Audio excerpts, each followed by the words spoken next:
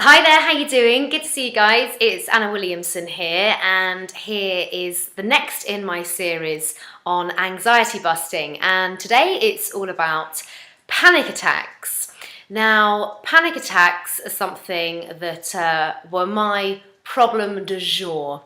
That is how my anxiety really came to light. I was experiencing the most awful panic attacks, which then turned into panic disorder, and I was diagnosed with general anxiety disorder back in 2006. A disorder is basically something that becomes stuck in a loop, stuck in a cycle. So I was having panic attacks one after another, and in the end I was just having a panic attack because I was scared of having a panic attack. That essentially, was why and what panic disorder actually is. So I get asked a lot about panic attacks, and I know it's an enormous problem that so many people have, and I spend a lot of my time trying to help others to cope with them. I managed to successfully combat mine, and I can cope with my panic attacks pretty well. Occasionally I get them still. In fact, I got married a few months ago, and actually that was challenging because I did feel quite anxious, and I had those familiar panicky feelings just before I walked down the aisle.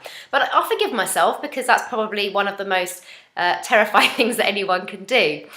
However, so tips for you on how to combat panic attacks. The first thing I want you to do is I want you to change the name panic attack. I think it's a horrible label. It's just aggressive and a frightening term, actually. So first of all, I want you to change that. I want you to just dilute the power that can have.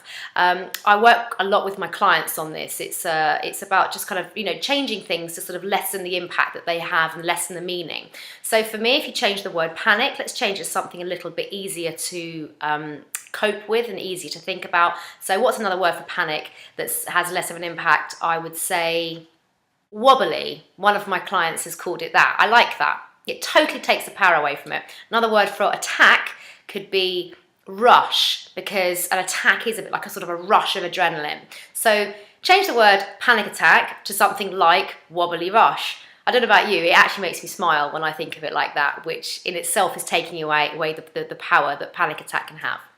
There are a couple of top tips, okay? So Anna's SOS tips, okay? Tip number one, if you're experiencing a panic attack, and symptoms can include tightness in the chest, sweating, feeling dizzy, feeling sick, a feeling of wanting to run away, that is the fight or flight thing. I'll cover this later on in the series. All kinds of feelings of just generally rabbit in headlights. That's how I would describe it when I felt it. And a general tightening around the chest. Some people say, and I get this, a big sort of pit drop, a cold drop into the pit of your stomach. It's a real grip of fear. So if that's how you're feeling, that is a panic attack. Don't be scared of it. It won't kill you, okay? It will not kill you. That is a fact. I want you to breathe. Breathing is absolutely key in getting panic attacks and anxiety under control. I want you to breathe in through your nose for 7 seconds, and then I want you to breathe out through your mouth for 11 seconds. I won't do it now, but you get the gist. Breathe in for 7 seconds, breathe out for 11 seconds. And what that is doing, it's just resetting you. It is actually physically calming you down, okay? It's getting everything back under control. And try and breathe from right down here in the stomach, okay? When we're panicking, we breathe from up there. I want you to bring everything down and control it and get it all back in line, in sync.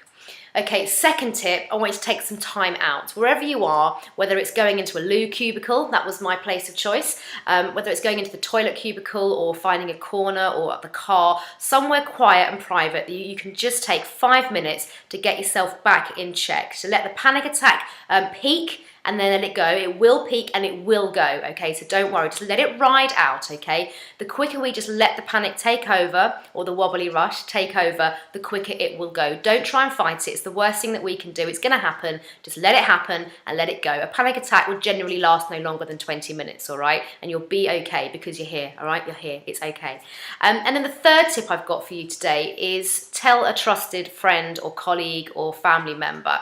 It can be the hardest thing to open up and talk about how we're feeling, and especially something as horrible as and rubbish as anxiety and panic attacks.